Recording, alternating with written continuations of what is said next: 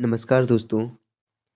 यदि आप physical education से संबंधित HTET, TGT, PGT, PGT TSSB, KVS, EMRS, army school आदि टीचिंग एग्जाम की तैयारी कर रहे हैं तो हमारे चैनल को सब्सक्राइब करें।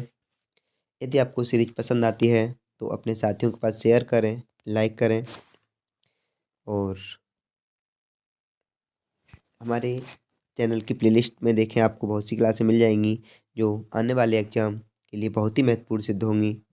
तो आज हम बात करेंगे एनाटॉमी एंड फिजियोलॉजी के अंतर्गत मांसपेशी और श्वसन तंत्र से संबंधित।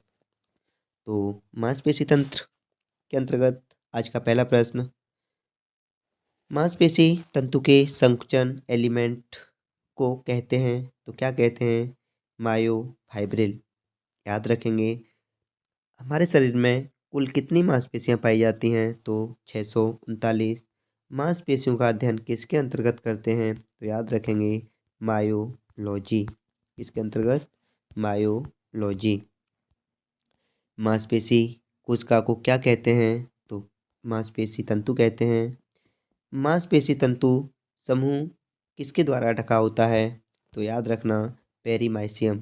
किसके द्वारा? पेरीमाइसियम। अगला प्रश्न, कंकाली पेशी में प्रत्येक पुलिका चारों ओर संयोगी ऊतक जिसे अच्छादशीष कहलाता है उसे क्या कहते हैं? तो पेरीमाइसियम। सार्कोप्लाज्म कहाँ पाया जाता है? तो मांसपेशी कोशिकाओं में। मांसपेशी में कौन से प्रोटीन पाए जाते हैं? तो एक्टिन और मायोसिन। लाल तंतु से बनी स्लो ट्विच मांसपेशी उपयुक्त होती है तो सहन शक्ति के लिए। शब्द फ्यूजिफॉर्म किससे संबंधित है? तो याद रखेंगे अस्थि पेशी से। किन्सोलॉजी का अध्ययन किससे संबंधित है? मानव क्रियाओं से।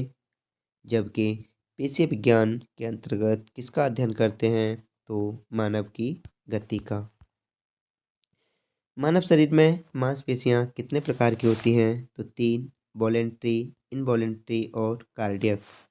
वॉलेंट्री को ही बोलते हैं रेखित पेशियां, रेखित या धारीदार, और इनवॉलेंट्री इनवॉलेंट्री को बोलते हैं अरेखित, और कार्डियक को बोलते हैं हृदय पेशी। दूसरी भाषा में बात करें तो वॉलेंट्री का अर्थ होता है ऐच्छिक, और इनवॉलेंट्री का अर्थ होता है अनैच्छिक, और कार्डिक का अर्थ होता है हृदय। ऐच्छिक, अनैच्छिक और हृदय पेशियां। अस्थियां किसके साथ पेशियों से जुड़ी हो सॉरी अस्थियों के साथ कौन सी पेशियां जुड़ी होती हैं? तो याद रखें ऐच्छिक अर्थात वॉलेंट्री अर्थात रैखित। अस्थि और पेशियों के बीच स्थित अपग्राहक को कहते हैं तो याद रखेंगे स्वामित्व अपग्राहक। वे मांसपेशियां जो हमारी इच्छा या हमारे दिमाग के अनुसार कार्य करती हैं उन्हें ही हम बोलते हैं ऐच्छिक पेशियां। अनैच्छिक पेशी का दूसरा नाम क्या है? तो हमने अभी चर्चा की थी अरेखित पेशी, अरेखित या इनवॉलेंट्री। ऐच्छिक तथा अनैच्छिक पेशियों में से हमारे हृदय में किस प्रकार की पेशियां पाई जाती हैं? तो वैसे तो ऐच्छिक, अनैच्छिक और हृदय पेशियां अलग हैं, लेकिन हृदय की पेशियों के अंतर्गत भी अनैच्छिक पेशियां ही होती हैं। मांसपेशियों में इस तत्व के पर्याप्त होने से खिलाड़ी देर तक नहीं थकता तो याद रखेंगे ग्लाइकोजन। तो ग्लाइकोजन की कमी के कारण ही हमें थकान का एहसास होता है। दूसरी भाषा में इसे लैक्टिक एसिड भी कहते हैं। Lactic acid. लैक्टिक एसिड के कारण थकान का अनुभव होता है। टेलर्स मसल का अन्य नाम क्या है? तो याद रखेंगे सार्टोरियस। फेंकने से संबंधित जुड़े खेल स्पर्धाओं के संलग्न मुख्य पेशी का क्या नाम है?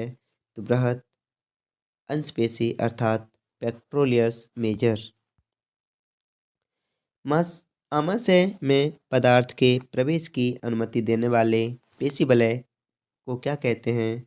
तो उसे कहते हैं हृदय संवरणी। ज़्यादातर ज़्यादातर मांसपेशी जो कूल्हे के जोड़ को गति प्रदान करती हैं, तो उनका उद्गम कहाँ से होता है? तो याद रखेंगे सुरोड़ी से। नेक्स्ट, सुरोड़ी को मोड़ने में प्रयुक्त पेशी को किस रूप में जाना जाता है? तो उसे हम क्वाड्रिसेप्स अर्थात चतुशिरस्का कहते हैं। तो सुरोड़ी अर्थात कूल्हे को मोड़ने को कौन पेशी सहायता करती है? तो याद रखें क्वाड्रिसेप्स। कोहनी की संधि को मोड़ने अर्थात मोड़ने को क्या कहते हैं? फ्लेक्शन। और विस्तार को क्या कहते हैं? एक्सटेंशन में यह पेशी सहायक है। तो बाइसेप्स और ट्राइसेप्स। बाइसेप्स और ट्राइसेप्स। कोहनी को मोड़ते समय बाइसेप्स पेशी कार्य करती है, तो एगोनिस्ट का। कोहनी को मोड़ते समय बाइसेप्स पेशी कार्य करती है, एगोनिस्ट का। ट्राइसेप्स पेशी का मुख्य इस प्रक्रिया से संबंध है, तो ट्राइसेप्स पेशी का कोहनी विस्तार से संबंधित है। बाइसेप्स फीमोरिस मांसपेशी है और इसके आंदोलन में मुख्यतः उत्पन्न होने वाली प्रक्रिया का नाम है, तो याद रखेंगे घुटने का आकुंचन। नेक्स्ट, मद्रासरा हैमस्ट्रिंग मांसपेशी का प्रयोग होता है, तो मद्रासरा हैमस्ट्रिंग का प्रयोग घुटने को मोड़ने में होता है। लंबी दूरी के श्रेष्ठ पुरुष और महिला धावकों में होता है, तो हम कहेंगे धीमे स्फुरण वाले तंतु अर्थात slow Twitch fibre. Slow Twitch fibre. इस प्रकार की पेशी तंतु लंबे समय तक चलने वाली के लिए कौन जिम्मेदार है? तो हम कहेंगे स्लो ट्विच फाइबर अर्थात धीमी झटका पेशी तंतु। कौन सी मांसपेशियां हमारे शरीर की कुल वजन का 2/5 भाग होती हैं, अर्थात हमारे शरीर के वजन का लगभग 40% होती हैं, तो उन्हें हम कहते हैं स्वैच्छिक मांसपेशी अर्थात ऐच्छिक मांसपेशी। ऐच्छिक मांसपेशियां हमारे शरीर का 40% हिस्सा है, अर्थात 2/5 भाग ऐच्छिक पेशियां हैं। मानव शरीर के वजन का इतना प्रतिशत वजन स्वैच्छिक मांसपेशियों का होता है, तो मैंने अभी बताया था 40%। कितना? 40%। मानव शरीर में कुल कितनी पेशियां हैं, मांसपेशियां हैं? तो 639 या लगभग 650। ग्लूटियस मैक्सिमस मांसपेशी कहाँ स्थित है? तो नितंब को दूसरी भाषा में क्या बोलते हैं? कूल्हा, हिप। सबसे बड़ी मांसपेशी तो ग्लूटियस मैक्सिमस। ग्लूटियस मैक्सिमस नाम भी देख रहे हो ना, एक बड़ा सा नाम है, तो इससे टैग करो कि सबसे बड़ी मांसपेशी, तो सबसे बड़ा नाम ग्लूटियस मैक्सिमस। यहाँ पर सबसे लंबी बात करें, सबसे लंबी मांसपेशी, तो याद रखेंगे सार्टोरियस। और सार्टोरियस का ही दूसरा नाम है टेलर्स मसल। वह पेशी जो सिर को घुमाती है, वह पेशी जो सिर को घुमाती है, और इसमें जो मुख्य रूप से हैं वह कौन सी हैं? स्टाक्लेडोमेस्टोइड और दूसरी है स्प्लेनियस कैपिटिस, तीसरी है लॉन्गिसिमस कैपिटिस।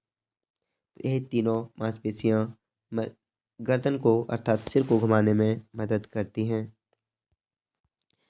शरीर के इस भाग में बृहद और मजबूत मांसपेशियां पाई जाती हैं, तो याद रखना निम्न भाग अर्थात लोअर नितंब में।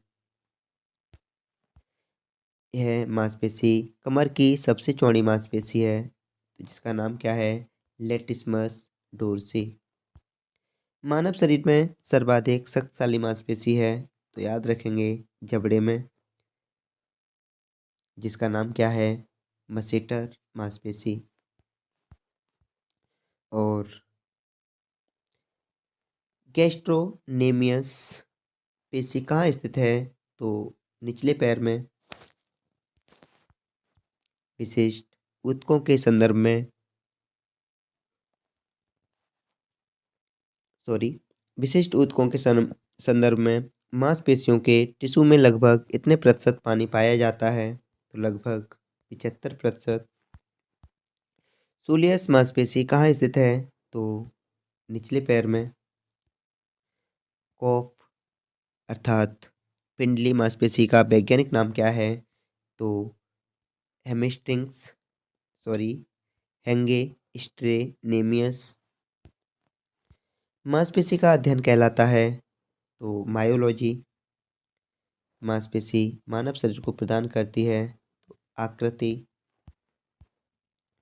अस्थि मांसपेशी की संकुचनशील इकाई है, तो अस्थि मांसपेशी की संकुचनशील इकाई सार्कोमेयर है। मांसपेशी के प्रक्रियात्मक कुशलता इस पर निर्भर करती है, तो रेशों के गुण पर। टी टेस्ट इस संभावना पर आधारित होता है कि दो प्रतिवर्षों के मध्य है, दोनों में सामान्य भेद।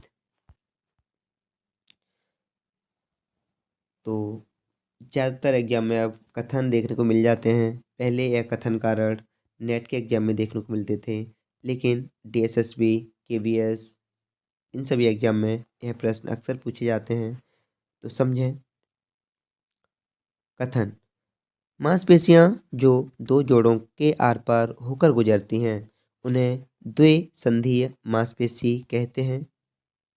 देखो, मांसपेशी दो जोड़ों के आर पार होकर गुजरती हैं उन्हें द्विसंधीय मांसपेशी कहते हैं। हाँ, बिल्कुल कहते हैं। द्विसंधीय मांसपेशियां शारीरिक उत्तोलक के इस्तेमाल में एक दूसरे प्रकार का मानव मांसपेशी समायोजन प्रदान करता है।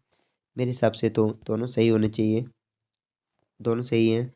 ए और आर दोनों सही हैं, आर ए की सही व्याख्या भी है।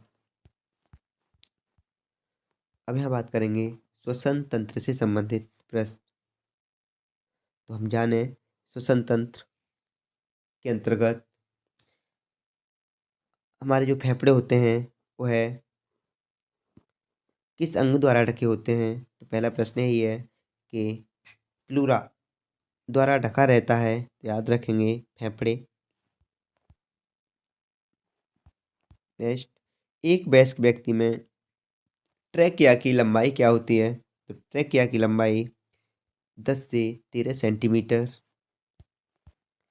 जब श्वास लिया जाता है तो वायु में ऑक्सीजन की मात्रा लगभग कितना होती है।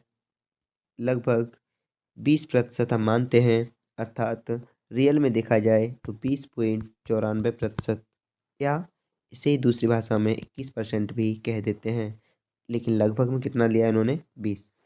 प्रश्न प्रीवियस ईयर है इसलिए बदलाव नहीं कर सकते। जब श्वास लिया जाता है तो वायु में ऑक्सीजन मात्रा 20% है, तो श्वास छोड़ने पर निकलने वाले वायु में ऑक्सीजन की मात्रा कितना प्रतिशत होगी। तो याद रखना 16%, अर्थात 4% एक बार ली गई श्वास का 4% ऑक्सीजन ही फेफड़े ग्रहण कर पाते हैं। यह गैस हवा में सबसे अधिक प्रतिशत में पाई जाती है। तो नाइट्रोजन, और नाइट्रोजन कितनी परसेंट पाई जाती है, तो 78%। सामान्य हवा में ऑक्सीजन का लगभग कितना है, तो वही प्रीवियस ईयर प्रश्न में दोबारा कह रहा है 21%, और रियल में होता है 20.94%।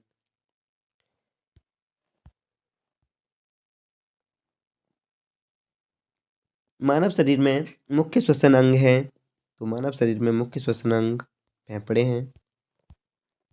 मनुष्य के प्रत्येक फेफड़े में एल्वेओली की अनुमानित संख्या होती है, तो 300 से 480 मिलियन। 300 से 480 मिलियन। अब ये एल्वेओलाई क्या है समझो। जैसे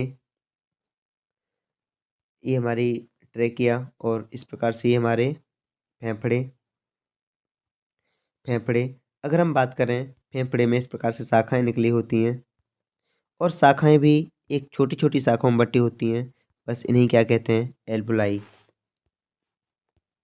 नेक्स्ट, श्वसन तंत्र में गैसों का आदान प्रदान यहाँ होता है, तो कहाँ होता है? एल्वोलाई में। प्रति मिनट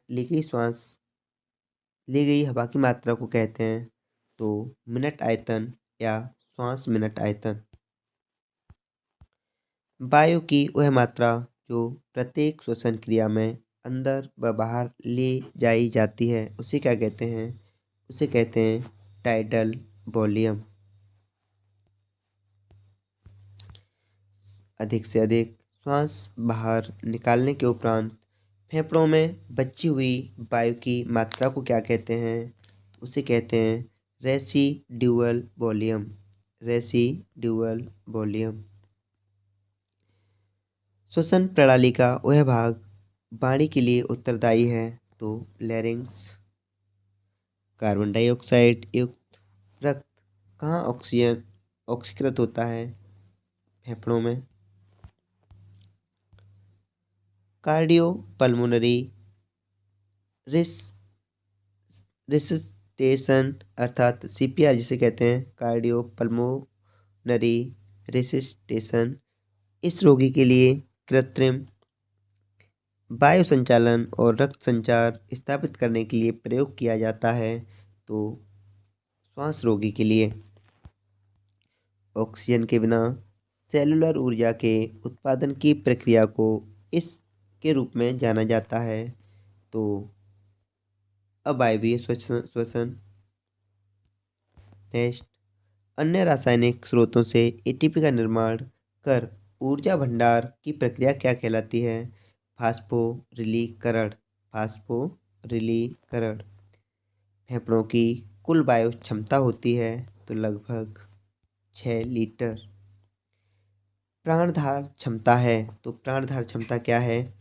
अधिकतम अंतःश्वसन के बाद हवा की सबसे बड़ी मात्रा जो श्वास द्वारा छोड़ी जाती है प्राणधार क्षमता कहलाती है। इसके मापने के लिए वेट स्पायरोमीटर का प्रयोग किया जाता है तो वाइटल कैपेसिटी अर्थात जैविक क्षमता को मापने के लिए वेट स्पायरोमीटर या स्पायरोमीटर का प्रयोग किया जाता है। प्राणवायु कौन सी है? तो सबको पता होगा, ऑक्सीजन। फेफड़े किसका हिस्सा है? तो श्वसन तंत्र का। और 1 ग्राम प्रोटीन से कितनी ऊर्जा प्राप्त होती है? तो लगभग 4 कैलोरी या रियल में 4.1 किलो कैलोरी। दूसरा, वसा से लगभग प्रति ग्राम कितनी कैलोरी प्राप्त होती है? तो वसा से 9.1 किलो कैलोरी और लगभग 9 किलो कैलोरी प्राप्त होती है। 1 ग्राम कार्बोहाइड्रेट से कितनी कैलोरी प्राप्त होती है? तो 4 किलो कैलोरी। 4 kilo calorie. तो ध्यान रखना, प्रोटीन 4, वसा 9 और कार्बोहाइड्रेट भी 4। तो सबसे छोटा नाम लेकिन सबसे ज़्यादा ऊर्जा। सबसे छोटा नाम और सबसे ज़्यादा ऊर्जा अर्थात कैलोरी। VO2 मैक्स में सुधार लाया जाता है तो VO2 मैक्स में सुधार किसे लाया जाता है? व्यायाम के द्वारा। RER के चयापचय के लिए इस्तेमाल होता है तो कौन? वसा और कार्बोहाइड्रेट। प्रतिशत के निर्धारण करने के लिए प्रयोग किया जाता है तो RER। और इसका पूर्ण रूप क्या है? तो याद रखें, respiratory exchange ratio. Respiratory exchange ratio. Lactic अम्ल का उत्पादन क्या है? तो अवायवीय उपापचय। क्या है? अवायवीय उपापचय। नेक्स्ट, सांस द्वारा अंदर खींची गई वायु के शरीर अनुक्रम में है तो प्रवेश करने का नाक श्वसन प्रणाली से। नाक से हम श्वास लेंगे, उसके बाद श्वास कहाँ जाएगी? श्वास नली में। श्वास नली से कहाँ जाएगी? फेफड़ों में। फेफड़ों से कहाँ जाएगी? हृदय में, और हृदय से कहाँ जाएगी? कोशिकाओं में। तो श्वास हम जब लेंगे तो उसका सही अनुक्रम क्या है? नाक, श्वास नली, फेफड़ा, हृदय और कोशिकाएं। श्वास नलिका के अंगों का सही क्रम क्या है? तो फिर वही बात, नसिका, नसिका के बाद कहाँ जाएगी? लैरिंक्स, नसिका के बाद लैरिंक्स, सॉरी, नसिका के बाद फेरिंक्स, फेरिंक्स के बाद लैरिंक्स और लैरिंक्स के बाद एल्वोलाई। नेक्स्ट, फेफड़ों की पालियों के द्वारा अलग अलग पालियों में विभाजित किया जाता है, तो उसे क्या कहते हैं? श्वसनी। श्वसन तंत्र में यह एक किस्म की ट्यूब होती है जो बेलनाकार होती है, और इसे श्वास नली भी कहा जाता है। तो किसे कहा जाता है श्वास नली? ट्रेकिया को। इस तरह के कार्य में प्रति घंटे सबसे ज़्यादा मात्रा में कैलोरी की खपत होती है, तो दौड़ने में। ट्रेकिया का संबंध किससे है? हमने अभी देखा था, श्वसन तंत्र से। एक स्वस्थ वयस्क 1 मिनट में कितनी बार श्वास लेता है? 16 से 20 बार। जबकि हृदय कितनी बार धड़कता है? 72 बार। हाइपोक्सिया, हाइपोक्सिया में सबसे कम ऑक्सीजन पहुंचता है, तो याद रखें टिश्यू में। कहाँ? टिश्यू में। रक्त और ऊतक के बीच गैस का विनिमय कहलाता है आंतरिक श्वसन। कठिन व्यायाम के दौरान थकान होने का प्रमुख कारण है, तो लैक्टिक एसिड का बनना। बहुत कठिन व्यायाम के समय किसी को थकावट आने का प्रमुख कारण है, तो वही लैक्टिक एसिड का बनना, जिसे दूसरे रूप में दुग्धाम्ल भी कहते हैं। श्वास लेते समय हमारे फेफड़ों के अंदर का दबाव घटता है या बढ़ता है? तो याद रखेंगे घटता है। ऑक्सीजन कर्ज शब्द का आविष्कार किसने किया था? तो ए.बी. हिल। ऑक्सीजन ऋण को ऐसे परिभाषित किया गया है, तो याद रखें, यह अतिरिक्त ऑक्सीजन जिसे जोरदार व्यायाम के बाद सभी प्रणालियों को अपने सामान्य अवस्था में पुनर्स्थापित करने के लिए शरीर में लेना चाहिए। अधिक ऊंचाई पर जहां वायुमंडलीय दबाव आधा है, तो वहां पर क्या होगा? फेफड़े संबंधी वेंटिलेशन बढ़ जाता है। फुफ्फुसी संचार का सही क्रम क्या है? तो फुफ्फुसी संचार का सही क्रम दाहिना निलय से फुफ्फुसीय धमनी में, फुफ्फुसीय धमनी से फेफड़ा, फेफड़ा से फुफ्फुसीय सिरा। दोबारा समझें, दाहिना निलय से फुफ्फुसीय, फुफ्फुसीय धमनी से फेफड़ा, फेफड़ा से फुफ्फुसीय सिरा, और फुफ्फुसीय सिरा से बायां आलिंद। इस प्रकार से फुफ्फुसीय संचार का सही क्रम है। श्वसन प्रक्रिया के दौरान श्वास अंदर लेते समय अवस्थाओं का सही क्रम क्या है? तो याद रखेंगे, सबसे पहले डायफ्राम का नीचे खिसकना। तो डायफ्राम जो होगा, डायफ्राम क्या है? तो फेफड़े जिसके ऊपर टिके होते हैं उसे हम डायफ्राम कहते हैं। तो डायफ्राम का नीचे खिसकना। इंटरकोस्टल मांसपेशी का संकुचन। और नंबर 3 स्टर्नम का आगे बढ़ना। और नंबर 4 फेफड़ों का आयतन बढ़ना और दबाव का घटना। नंबर 5 वायु का अंदर तीव्र प्रवेश। दोबारा समझें, तो हमने बोला श्वसन प्रक्रिया के दौरान श्वास अंदर लेते समय श्वास की अवस्थाओं का सही क्रम क्या है? तो याद रखेंगे, डायफ्राम का नीचे खसकना, इंटरकोस्टल मांसपेशी संकुचन, स्टर्नम का आगे बढ़ना, फेफड़ों का आयतन बढ़ना तथा दबाव का घटना, और वायु का अंदर तीव्र प्रवेश करना।